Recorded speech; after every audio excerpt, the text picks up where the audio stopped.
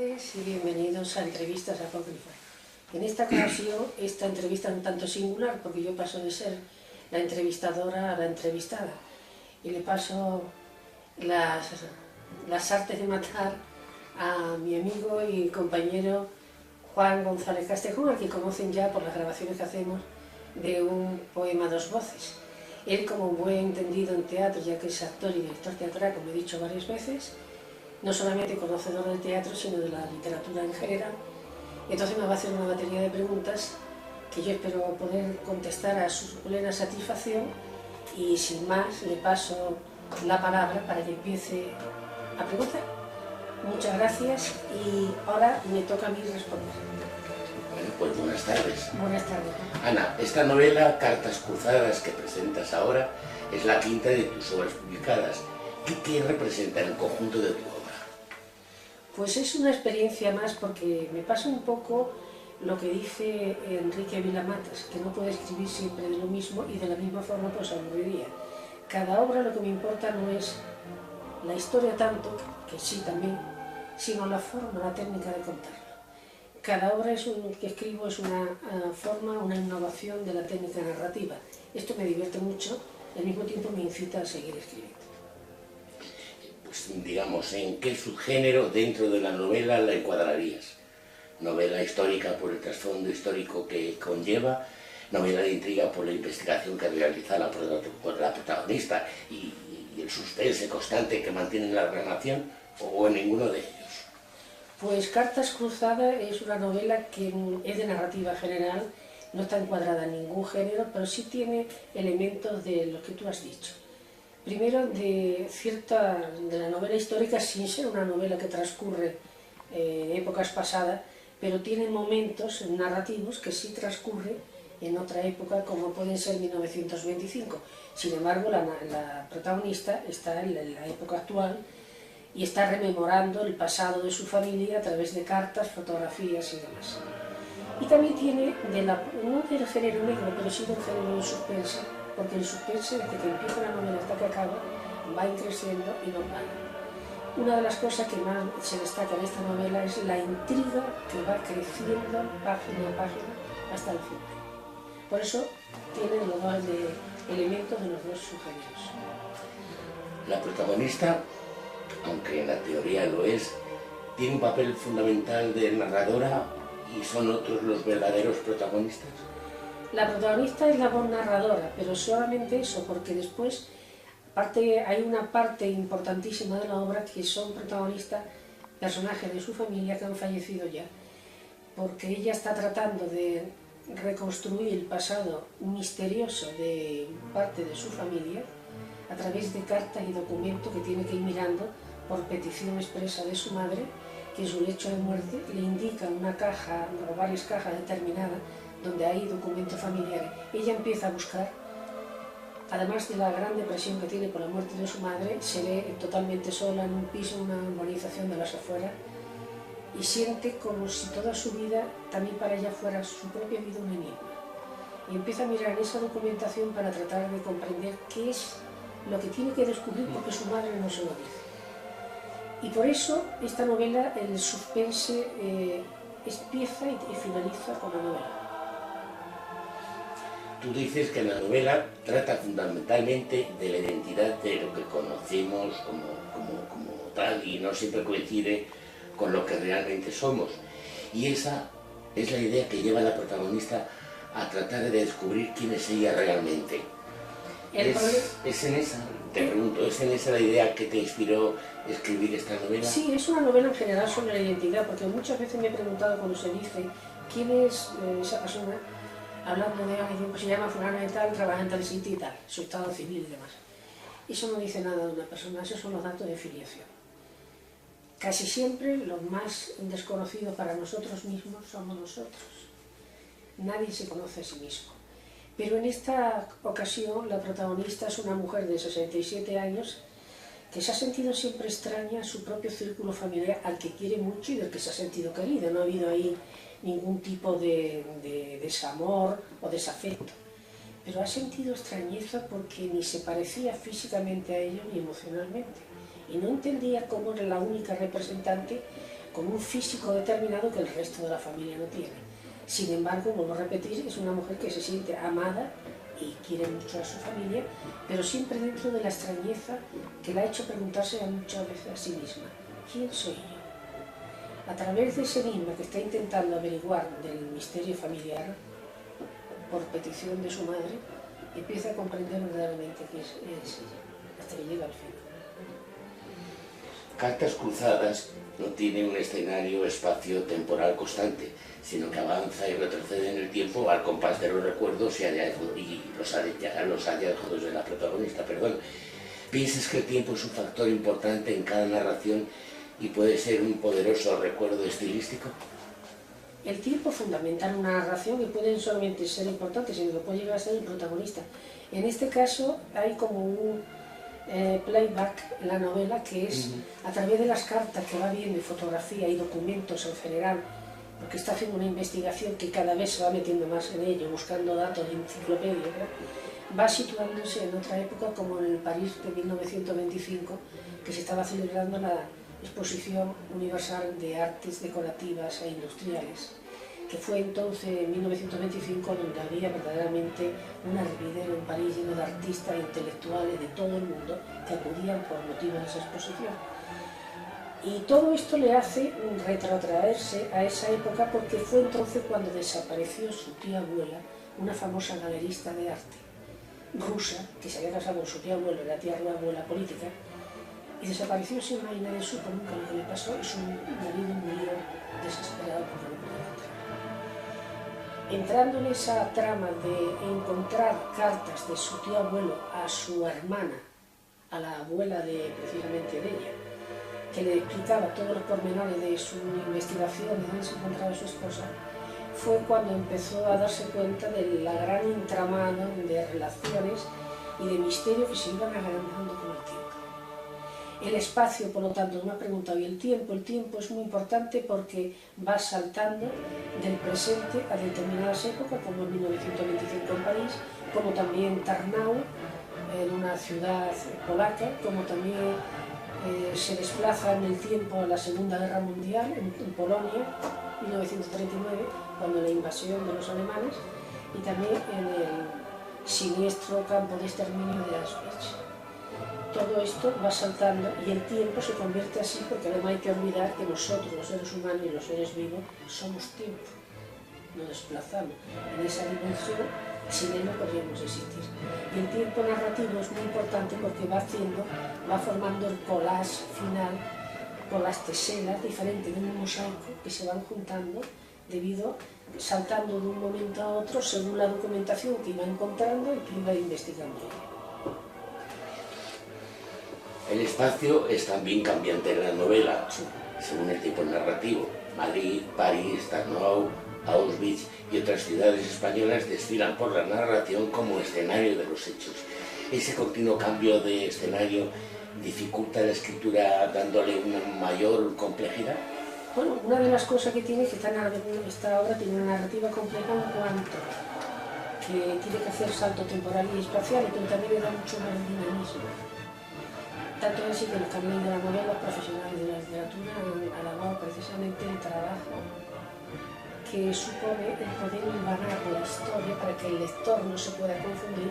El lector, desde que empieza la novela hasta que acaba, se va enterando perfectamente de en qué momento está y va comprendiendo lo que está leyendo en ese momento y va entendiendo por qué lo que ha leído anteriormente está relacionado, va haciendo precisamente su propio collage personal de lectura. Es difícil, pero al mismo tiempo ese reto que para mí representa cada novela me resulta muy atrayente.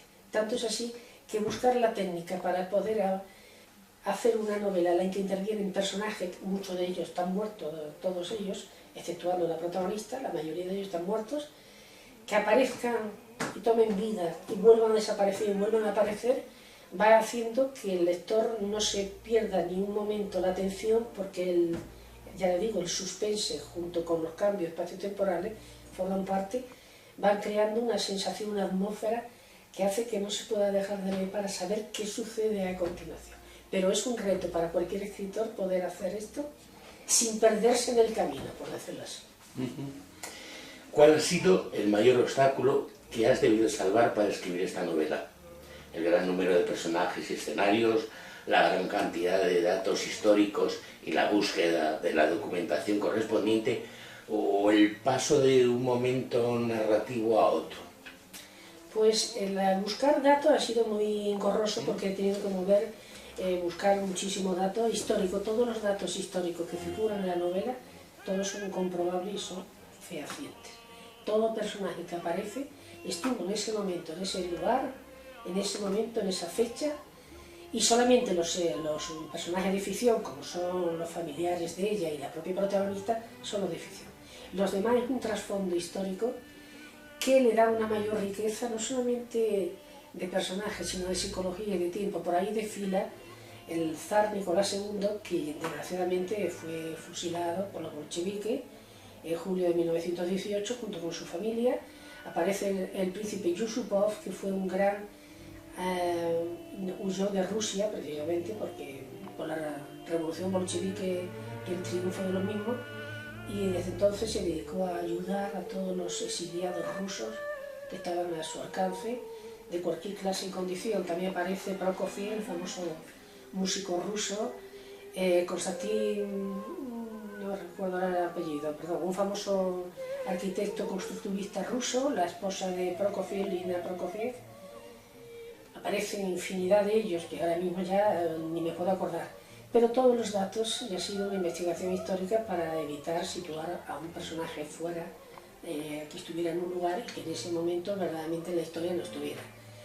Y eso ha sido también por cierta forma divertido, porque ha sido buscar datos que me han ido enriqueciendo mi concepto y mi idea de la historia en muchos aspectos. Conocía la historia de la Segunda Guerra Mundial y la historia actual moderna, pero el buscar estos datos concretos de ciertos personajes y saber la clave que tuvieron en ciertos momentos históricos me ha servido mucho. Ahora, en cuanto a la dificultad, más que dificultad, trabajo, la curiosidad.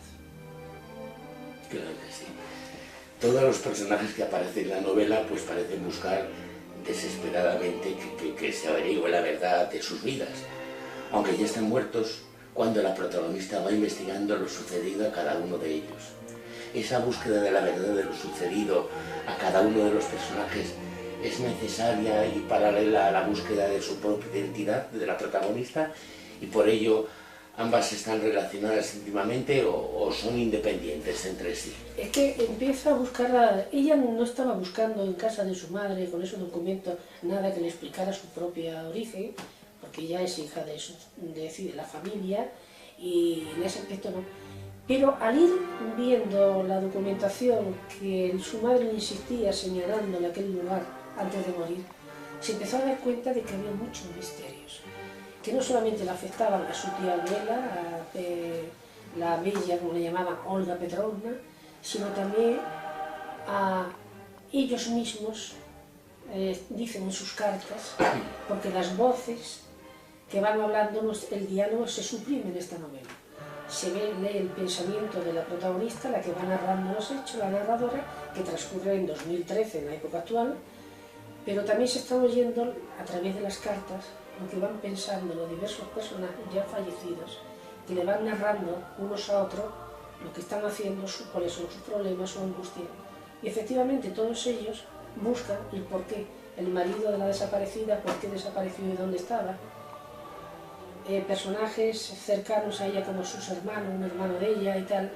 Una niña misteriosa, Aniela Kowalska en este caso, porque los polacos y los rusos ponen la final cuando es una mujer, pues descubre que hay una niña que ella sabía que había existido siempre, que falleció, y empieza a ver una serie de circunstancias extrañas. Todos intentan averiguar la realidad de lo que sucedía en sus respectivas vidas, pero ella se encuentra que cada día le está más interesada y se da cuenta que hay un misterio que rodea todo ello, que también le afecta a ella. Por eso el suspense se mantiene en todo momento. La novela, aunque transcurre en el presente, en el verano de 2013, concretamente tiene como trasfondo la desaparición de una famosa galerista rusa en París, la que has hablado antes, en 1925, cuando la Exposición Universal de Artes Decorativas Industriales se celebró en dicha ciudad. ¿Por qué elegiste esa ciudad y año para situar una buena parte de la acción narrativa? Porque los personajes familiares, los que estaba investigando era su tío abuelo, que por edad tenían que transcurrir en 1920, en la época de los famosos años, los locos años 20. Entonces en París era el lugar que podía suscitar más interés porque se estaba celebrando la gran exposición que atraía a tantos intelectuales, sobre todo artistas de todo el mundo, que se juntaban allí. Aquello era una explosión de creatividad y entonces aquello me sirvió de referencia. Me interesaba además, me interesaba de por sí el año y cuando se celebró la exposición, qué supuso para el arte en general. Y esto me animó a situarla allí porque era una época muy interesante y después se va situando más adelante también a través de otras cartas diferentes, en 1939, en la época después, en 1945, etc. Hay muchos momentos distintos que tienen mucha importancia en la novela, históricos. Muy bien. La novela se inicia con el hallazgo de unas viejas cartas y fotografías y los enigmas que nacen de los mismos. Ellas se convierten en un elemento fundamental de la narración, eso está claro. ¿Es algo buscado intencionalmente su importancia dentro de la novela o solo es la consecuencia de la propia dinámica narrativa? No, efectivamente, busqué que no existieran diálogos y para ello solamente podía ser que los propios personajes, ya fallecidos y otros que están vivos, pudieran explicar lo que sentían, lo que había sucedido en su vida a través de cartas y de otros elementos, como por ejemplo es lo que utiliza la protagonista que va narrando la historia, que está escribiendo un diario, y la novela es el diario de esta señora. Durante una semana, porque esta mujer estaba en esta casa, unos meses antes había muerto su madre, pero la novela transcurre en una semana. Y en esa semana, perdón, en esa semana tenía que hacer que todos los personajes pudieran hablar al mismo tiempo. Como fallecidos no pueden hablar, lógicamente, tenía que recurrir a todos los datos que venían en cartas y le ponía la voz del que va narrando en primera persona, es cada uno de las personas que han escrito las cartas, que van expresándose. Entonces se forma una especie de coral. Es una novela coral en cierta manera en cuanto que todos los personajes muertos y vivos expresan lo que sienten, lo que hacen, lo que han hecho, lo que han conseguido, cuál es su drama, cuál es su enigma, entre ellos la desaparición de esta mujer y otros enigmas que van sucediendo que no quiero tampoco destapar, y van diciendo y van formando lo que es un conjunto coral. A todo esto le sirve de fondo la música del Requiem de Mozart, que eso ha sido un reto profesional el hacerlo, porque va acompañada cada pasaje de la novela con el texto latino de la misa de difuntos del rito católico, que además es la que se utilizó para componer el Requiem, que lleva la letra que cantan los cantantes cuando cantan el Requiem. Esa música, después ha habido personas que han hecho la crítica de la novela, que se han dado cuenta y han medido el tiempo, que leyendo todas las cartas seguidas, dura lo mismo que dura el Requiem. Y eso me pareció una cosa aparte muy interesante, comprobar si se puede hacer esto, y efectivamente lo hice, que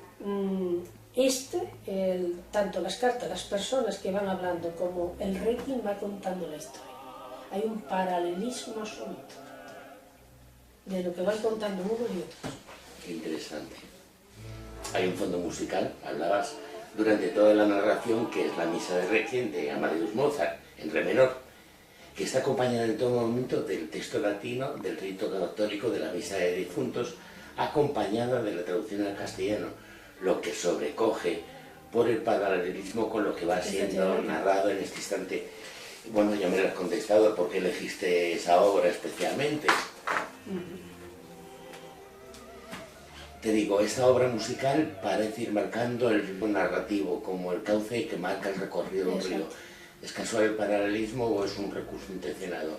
Es un recurso intencionado, que se quería hacer una obra que discurriera al mismo tiempo que una obra musical con su texto, y me interesa muchísimo, no digo divertido porque es un esfuerzo como este, grande, pero al mismo tiempo me ha parecido una cosa interesantísima poder hacerlo, que va acompañando una música a los sucesos de la novela, a la narración en sí, y va teniendo protagonismo absoluto dentro de la novela. Sí, el Requiem de Mozart se hizo en el siglo XVIII, no tiene nada que ver con lo que sucede en 1925 ni tal, pero va acompañando toda la novela y va sirviendo como de eco musical, porque hay que decir que la protagonista era una profesora de piano en el conservatorio, era una música por vocación y por oficio, y era una mujer que necesitaba tener música, y para ella Mozart era uno de sus grandes mitos musicales. Entonces encontró una serie de discos, de CD y de DVDs en casa de su padre y puso el Requiem porque le parecía que para el estado de ánimo de ella, es una música que a mí personalmente me sucede lo mismo, me cambia el estado de ánimo, escucho la música, empiezo a elevarme y me olvido de todo lo que me rodea. Y a ella le sucedía igual, y para ayudarle a poder estar leyendo carta tras carta, foto tras foto, documentos, libros que tenía que comprobar, periódicos, salen noticias de periódicos que tenía que leer, un misterio tras otro, le ayudaba a eso, a tener entre la soledad de un piso que está en el 2013, un verano bochornoso en el mes de agosto, se han ido todos los habitantes prácticamente la mayoría, de la ciudad, es decir, perdón, de la urbanización donde tenía el piso sus padres, a las afueras, y ahí empezaban las tormentas propias del agosto, veraniego, del sofocón que hay en esa época. Se sentía que de esa forma la música le podía ayudar a no sentirse en ese silencio que le sobrecorría. Te pregunto, ¿esta nueva novela marca un cambio en tu obra de narrativa o es una continuidad en cuanto al estilo? Pues no, es que en ninguna novela mía hay continuidad de estilo. Quiero decir, la prosa es la misma porque la escribe la misma persona. El estilo es la prosa. Pues si no tienes estilo escribiendo, no va a haber que te repitas. Pero cada obra es un nuevo experimento, es una forma de buscar una técnica para narrar. Ahora voy a empezar ya a escribir la siguiente, que va a tener también una complejidad al hacerlo, pero siempre digo lo mismo, que sea complejo para hacerlo para el escritor, pero no para el que lo lee. El que lo lee tiene que leer la novela sin decir, no me estoy enterando de nada, sí que no, sino que la novela le sea sumamente amena y fácil la lectura, que se vaya enterando de todo. Porque muchas veces, como me pasaba a James Joyce, que decía que él escribía oculto para que no le entendieran y los estudiosos hablaran en la posteridad de él. Era un grandísimo escritor, pero hay gente que, por ejemplo, empieza Ulises y no, a mí me encanta, pero hay gente que lo lee y dicen que no pueden seguir a la página 15, porque no se enteran de nada. Me gusta hacer experimentos narrativos, pero que no lo pague el lector, pensando, no me estoy enterando de nada absolutamente, sino que sea claro para ellos, aunque sea difícil para el que escribe. Muy bien. La ausencia de diálogos es muy interesante, como has contado, y están sustituidos por las diversas cartas que van narrando lo que les pasa y sienten los diferentes personajes. ¿Consideras, por lo tanto, que los diálogos son prescindibles en esta novela? En esta sí, en otros puede ser, teniendo en cuenta que los diálogos están más bien relacionados con la novelística del estilo realista que empezó en el siglo XIX y siguió en el XX. Actualmente está tendiéndose más a narrar sí, con diálogo, pero no que sea el diálogo el sustento primordial de la novela, de la narración. Se puede narrar de muchas maneras y expresar lo que piensa cada personaje sin necesidad de que el diálogo sea algo que sea necesario e imprescindible. Por eso están las cartas, están los diarios, están muchas cosas. Cada autor tiene que inventarse la forma cómo narrar. Yo llegaba a narrar situaciones a través de los sueños de los protagonistas. Los protagonistas estaban soñando, estaban narrando sus sueños, lo estaban sintiendo. Y era una forma de narrar unas sensaciones, unos sentimientos y una experiencia que estaban viviendo. Todos los personajes del presente y del pasado parecen estar en perpetua duda de cuál es el verdadero motivo de sus problemas y de sus angustias. Desde la protagonista, que se debate en la duda de su propia identidad, de algo que ignora, pero que los demás saben, hasta el resto de los personajes que intentan encontrar las claves que les desvelen el misterio de su drama. ¿Y la duda se podría considerar el eje de esta novela? La duda en cuanto a llegar a conocer la protagonista a sí misma y también la duda de si sería capaz de llegar a conocer el misterio, ese misterio que estaba oculto en su familia y que la gente no hablaba de él. Como tampoco cuando ella preguntaba cuál era el motivo de que si había otros personajes, otros familiares suyos anteriores o coetáneos que tuvieran su mismo rasgo físico, ella era muy alta, muy blanca de piel, con los ojos grises, y el pelo muy rubio y muy fino, y ella veía a los demás que eran de castañas, de ojos castaños, y ella era muy introvertida, muy reservada, y toda su familia era meridional, muy extrovertida, muy expresivas. Entonces había muchas dudas en su vida que no acababa de entender. La duda de por qué desapareció, todos los personajes se preguntan algo, y esto por qué es, y esto por qué ha sucedido. Ella también tiene un fracaso matrimonial, y mi marido por qué hizo esto, y por qué lo hizo con esta persona. La duda, porque vuelvo a repetir, lo mismo que el tiempo, nosotros somos tiempo, que es la vida, la duda yo creo que es lo que nos acompaña toda la vida. Muchas veces no sabemos por qué hicimos esto, por qué no lo hicimos, o por qué tomamos una decisión y por qué no tomamos la opuesta. Y también la duda de si los demás sienten lo que uno siente, todo. La duda es un poco algo que está presente en la vida humana. Hay personajes históricos que están siempre como telón de fondo y tienen una cierta relación con la trama argumental, desde el zar Nicolás II que han mencionado, su familia, el príncipe Yusupov, el músico ruso Prokofiev y su esposa, la española Alina Prokofiev, de origen español, efectivamente, el arquitecto Konstantin Melonov, Rudolf Hess, el comandante jefe del campo de exterminio de Auschwitz, entre otros muchos. El trabajo de documentación ha debido ser pues, muy arduo y muy pesado. Sí, he tenido que manejar mucha documentación histórica y sobre todo lo importante era saber si todos estos personajes había alguno que lo podía situar, como por ejemplo el comandante jefe del campo de Auschwitz, se sabía que estuvo de tal fecha a tal fecha, por lo tanto estaba allí.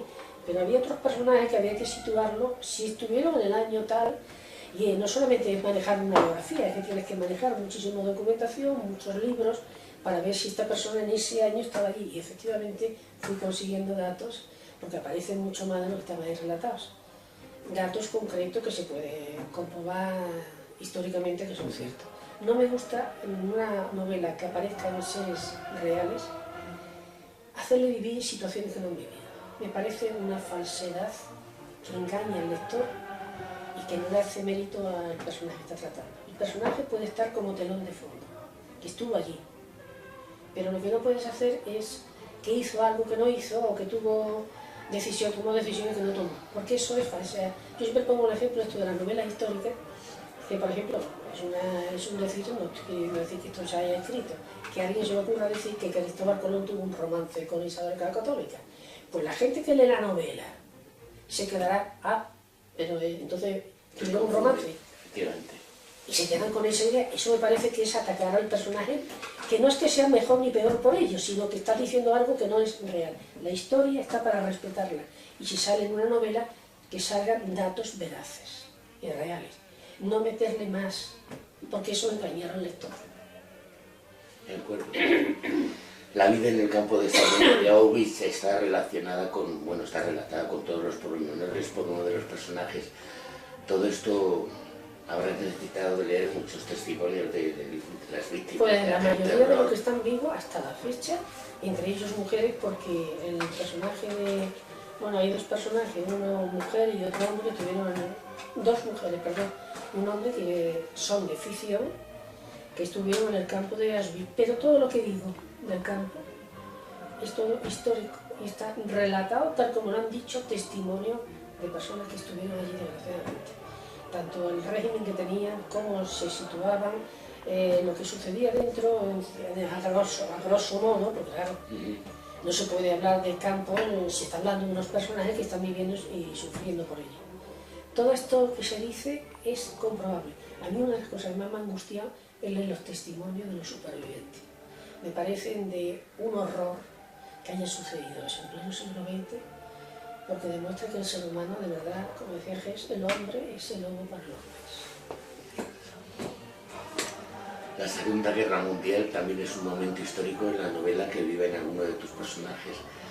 Cuando comenzaste a escribir Cartas Cruzadas, ¿te planteaste esa situación bélica sería el trasfondo de alguno de los momentos narrativos más intensos de la novela, o fue algo que fue derivando en el transcurso de la narración? Sabía que iba a transcurrir en algún momento histórico de la Segunda Guerra Mundial, porque por el curso de los acontecimientos y por la época en que desapareció la señora, la galerista rusa, que es la que inicia el tema del por qué desapareció y tal, la protagonista del enigma mayor, tenía que llevar a ciertas épocas que le iban a tocar de refilón. Lo que pasa es que me di cuenta que después eso que empezó como una cosa de trasfondo se fue convirtiendo en algo mucho más importante, y hay una parte de la novela muy importante que transcurre en Tarnów, en el Voivodato de Nueva Polonia, en Polonia, y en Auschwitz, que yo no pensaba que iba a tener tanta cantidad y sin embargo ocupa una parte importante de la narración.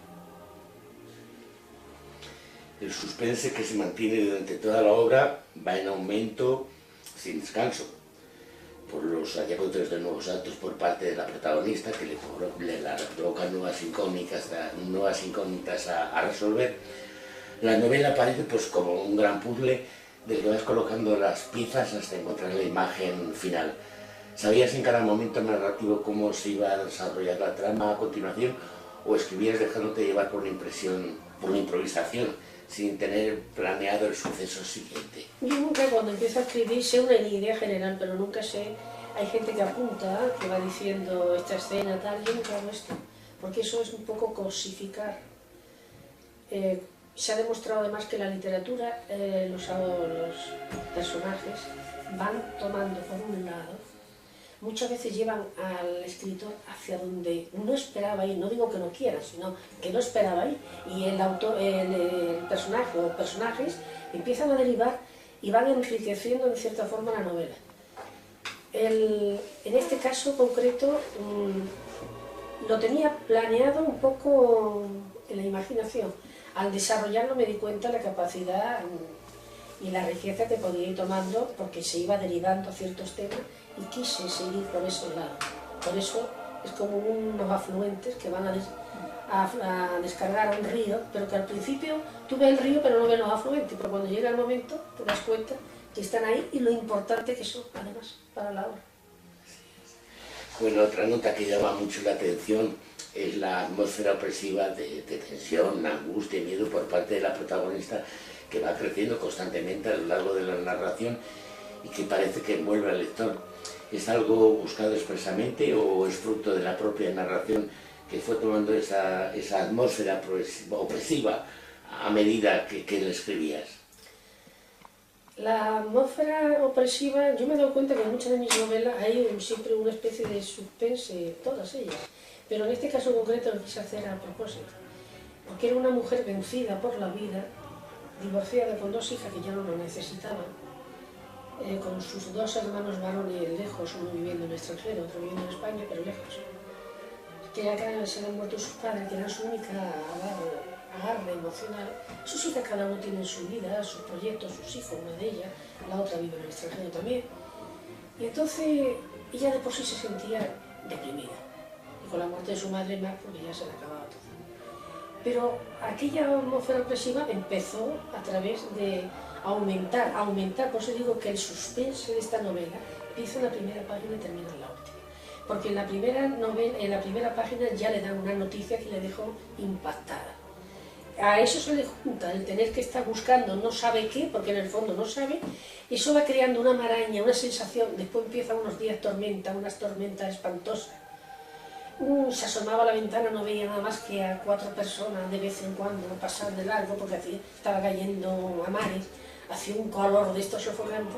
Todo eso va juntándose con la trama, con lo que va descubriendo, y eso le crea una atmósfera que es verdaderamente, por una parte, de intriga y suspense total, y por otra parte de opresión, porque se ve en un mundo que para ella misma decía, parece que estoy en un mundo deshabitado. Toda la gente estaba con los tornos, los pocos que quedaban en el edificio, no veía a nadie, nada más que de vez en cuando a uno, se sentía como en un universo que estaba ya sola. Eso va creando un estado de ánimo en ella que va creciendo y creciendo con lo que va descubriendo. Realmente la protagonista busca algo sin saber bien qué es concretamente, y a medida que va encontrando datos empieza a comprender que todo lo que le habían dicho era mentira. Es la historia de una vida falseada, la de la protagonista o de toda una familia que intenta ocultar un gran misterio. Pues en cierta forma de toda una familia que intenta ocultar el gran misterio, aunque la desaparición de su tía abuela fue real y todo lo que acompañó también, pero es verdad que nadie sabía lo que había sucedido, excepto ella descubre que al final sí lo sabían sus padres y nada más. Pero lo que más le sorprende, todo lo que acompaña al descubrimiento es que le hizo entrar en un shock emocional, que le hizo derrumbarse toda su vida anterior, todo lo que había vivido, todo lo que había sentido. Eso es lo que va haciendo que la sensación que me hablabas antes, la pregunta de la opresión, vaya creciendo por momentos, porque no solamente se va dando cuenta de que ha vivido una mentira, la mentira que contaban en general siempre sobre ciertos temas, sino que esa mentira, una vez cubierta la verdad, le ha supuesto comprender realmente quién es ella, y al mismo tiempo de comprenderlo le ha trastocado totalmente su vida. La protagonista, volvemos, en todo momento se muestra como una mujer con un temperamento reservado, como has dicho, y poco dada a las demostraciones afectivas, lo que le ha hecho sentirse siempre alejada de su propia familia, pues ellos eran mucho más expresivos emocionalmente. ¿Esa frialdad es una coraza ante los demás o verdaderamente es un personaje poco afectivo, aunque sus reflexiones muestren luego que tiene una gran riqueza de sentimientos? Tiene una gran riqueza de sentimientos. Lo que sí se dio cuenta al final de la novela, no voy a desvelar porque comprendió por qué tenía esa reserva. Lo supo, aunque ella ni se acordaba, ni podía llegar a imaginar. Además, hay una serie de circunstancias, de hechos muy extraños en su vida. Ella tiene pesadillas recurrentes en las que ve unas mujeres terribles que la rodean, siendo ella una niña muy pequeña, no sabe quiénes son esas mujeres, le preguntaba a sus padres, le decían que eran una chicas inglesas que habían venido a un balneario después de terminar la Segunda Guerra Mundial aquí a España con sus padres, y que venían todas tocadas por los bombardeos que habían vivido en Londres, a una le afectó en las piernas, el ataque de nervios que tenía, y que por eso eran mujeres muy raras, pero que tampoco hacían nada que pudiera asustarla, pero a una niña pequeña de 1 año y medio, 2 años, le ha podido dejar una imagen aquella totalmente diferente. Entonces, ella es, no es que sea introvertida, es que lo que no puede es manifestarlo. Perdón, lo estoy diciendo mal. No es que sea persona sin sentimiento, tiene sentimientos muy fuertes y tanto así que lo demuestra el afecto y la memoria de sus padres, el respeto y el cariño, sino que no se siente capaz de manifestarlo. Es como una persona reservada, como una especie de caldera en ebullición, pero que nadie lo nota nada más que ella que está viviendo. Bueno, pues, ¿qué es lo que más te ha gustado en el momento de escribir esta novela? ¿Que era la trama propiamente dicha, o los distintos personajes, los múltiples escenarios en los que se desarrolla, o conseguir ese constante suspense que vas creando a lo largo de la narración y que no deseas nunca? Pues mira, me ha divertido todo, porque ha sido primero buscar la documentación, que he aprendido mucho, de muchos temas y de ciertos personajes que quería conocer bien, pero que he conocido un poquito mejor. Por otra parte, el buscar la técnica, eso sí, que me programo para hacer una técnica, que es como hacer los cimientos de una casa, lo que tiene que estar primero y cómo tiene que estar diseñada. Me ha sido muy interesante porque ha sido un nuevo reto para mí. Y también, por supuesto, la construcción de los personajes. Todo en general, yo te voy a decir, como Sartre le decía a la gente, los amigos y a los que querían escribir: si puedes estar sin escribir, no escribas. Y yo digo que yo no puedo vivir sin escribir. Para mí todo lo que significa escribir es un gozo. Es un sufrimiento también, te pones delante del papel y tienes que estar... Pero si no lo hiciera me moriría. Yo lo noto que además es una necesidad vital como el respirar. Y entonces ahí me ha sido fácil y difícil todo al mismo tiempo, sobre todo la técnica y la cantidad y enlazar los diferentes tiempos para que el lector nunca encuentre dificultad en la lectura, porque no se puede hacer escribir una obra, sea de narrativa o de ensayo, en la que sea muy interesante para el escritor, pero el que lo está leyendo dice al final, como le pasa a este libro famoso que ponemos siempre, Ulises, que mucha gente lo tiene que dejar porque no se entera de lo que está leyendo. Y sin embargo es una extraordinaria obra. Hay que facilitar, no tratar a los lectores como si fueran incapaces de entender, pero tampoco una obra de ficción consiste en que lo dejes con la boca abierta pensando, pues sí, pues no sé, pues no me he enterado, por qué van las cosas y por qué sucede esto. El hacerlo fácil, lo difícil hacerlo fácil, quizás sea lo más difícil de la ficción. El final es sorprendente del todo, aunque abierto, porque parece que lo dejas al lector para que él piense cuál será el fin de la protagonista, el final de esa historia, de misterio. Ella tampoco lo sabe, ella tampoco lo sabe. ¿Y por qué no has querido cerrarlo? ¿Para aumentar aún más el suspense? ¿Porque al final de la historia ni la propia protagonista, como acabas de decir, lo sabe? ¿O por dejarle esa tarea al lector? Bueno, también el lector, ten en cuenta que todo lector cuando lee una obra la vuelve a reescribir, le va dando una serie de sentido y de matices que a lo mejor el autor no le había querido dar, pero que enriquece siempre la obra. Desde que la novela está escrita ya no le pertenece al escritor, le pertenece a los lectores. Pero no lo quise dejar un final cerrado. Perdón. En primer lugar, porque no creo en los finales cerrados. La vida no está nunca cerrada. La vida siempre es un continuo.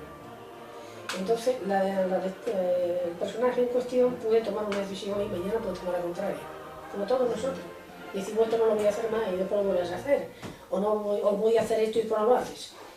Los finales cerrados suelen ser falsos, acartonados, porque sirven para ese momento, pero te planteas ese personaje de cualquier novela, años más adelante, seguirá pensando lo que pensó en ese instante o no.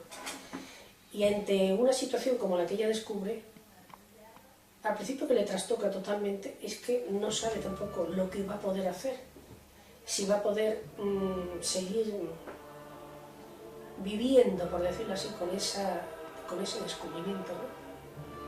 Y eso es lo que se queda, ¿qué hará dentro de esa vía? Que va a ir, que va a visitar los lugares que va descubriendo, se va que lo va a visitar, pero no sabe exactamente qué va a hacer. Porque es algo que le ha dejado, su vida se le ha quedado temblando completamente.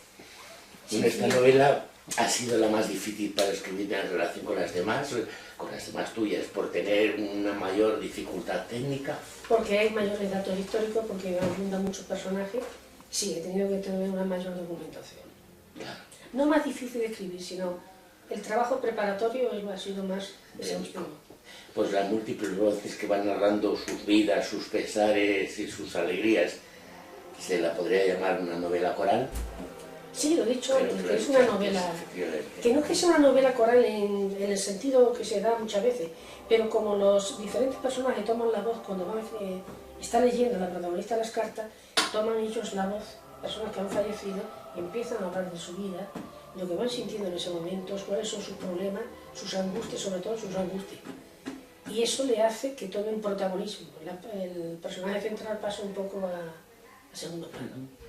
Más bien a narradora de todo lo demás. ¿Y tú crees, como dicen muchos escritores actuales, y desde hace bastante tiempo, que la novela ha muerto como género? La novela no ha muerto como género y además es curioso, eso se está hablando siempre. La novela lo que necesita, perdón, lo mismo que la novela de caballería, no se pareció después a la novela del siglo XVI, XVIII, y después tampoco en la época del romanticismo y tampoco en el siglo XIX y XX, la época realista. La novela actual lo que necesita es otro enfoque a la hora de contar, el realismo tal cual, o sea, un tiempo único, lineal, empieza hoy, pasa mañana, eso ya prácticamente es más propio de la novela realista, que no estoy poniendo en duda el valor de la novela realista y los grandes escritores, sin salir de España lo hemos tenido en la novela realista. Pero sí lo que hace falta es darle un enfoque distinto y una forma de narrar diferente. La novela seguirá existiendo porque es consustancial al ser humano. El poder narrar cosas, ya sea basándose en hechos reales o en hechos ficticios, pero lo que sí cambia es la técnica narrativa, que se adecua más a la época actual y a los momentos que estamos viviendo. Nos has manifestado que estás pensando en una sexta novela y te la planteas que tenga un trasfondo histórico que ahora están tan de moda. Un fondo histórico, yo no le hice eso por la moda, me odio las modas, los bestsellers y todo esto. Un fondo histórico no, pero va a tener una complejidad, yo creo que bastante fuerte también. Ahora, para que el lector después no tenga ningún tipo de dificultad de comprenderla, no digo de leerla, porque él se puede leer una cosa, lo entienda o no, pero no, que le resulte igual de amena y que al mismo tiempo de intrigante. La intriga y el suspense en mis novelas siempre es fundamental. Yo me estoy dando cuenta que sin quererlo, todas las novelas anteriores han tenido una intriga y un suspense que siempre lo acompaña.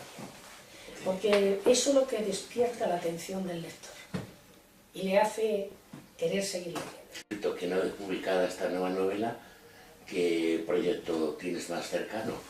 Publicar la siguiente, que va a ser, primero para escribirla este verano y después el año próximo publicarla. Muy bien. Pues Ana, muchísimas gracias por tu entrevista y desearte los mejores parabienes y las mejores ventas para tus cartas cruzadas, tu quinta novela. Muchísimas gracias, Ana Alejandra. Ha sido un placer contestarte a tus preguntas y esperemos que eso sea así, porque con ese deseo se escribe. Un escritor sin lectores no significa nada. Los lectores son los más importantes de luego. Muchas gracias, Juan. Y muchas gracias, vuelvo a retomar la palabra y muchas gracias a ustedes por atender a esta entrevista que me ha hecho Juan González Castejón. Les agradezco su interés y como siempre nos volveremos a ver en las próximas grabaciones. Muchas gracias y buenas tardes.